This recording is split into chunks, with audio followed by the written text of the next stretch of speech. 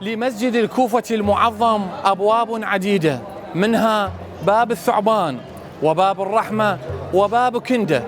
وباب السدة وباب الحجة، ونحن الآن نقف في باب الثعبان. وعن أصل تسمية هذا الباب بالثعبان فقد ورد عن الشيخ الكليني رحمه الله في كتابه الكافي إن ثعبانا عظيما قد دخل من هذه الباب واتجه نحو المنبر، حيث كان أمير المؤمنين يصلي هناك ويلقي إحدى خطبه، وهرع المؤمنون جميعهم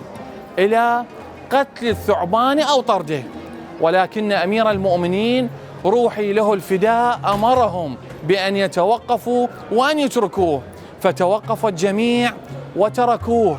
فاتجه الثعبان وانساب نحو أمير المؤمنين ونحو المنبر، فسلم على أمير المؤمنين هناك وقال له أمير المؤمنين: من أنت؟ فأجابه وعرفه عن نفسه وقال: إن أبي خليفتك على الجن وقد مات، وقد أوصاني بأن آتيك وأستطلع رأيك،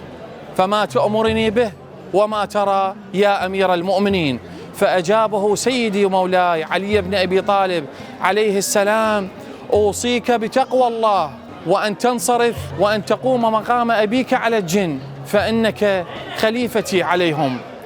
ومن هنا انطلقت تسمية هذا الباب بباب الثعبان، فكل ما ورد ليس غريبا على سيدي مولاي علي بن أبي طالب عليه السلام، فعلي حبه جنة، قسيم النار والجنة، وصي المصطفى حقا، إمام الإنس والجنة.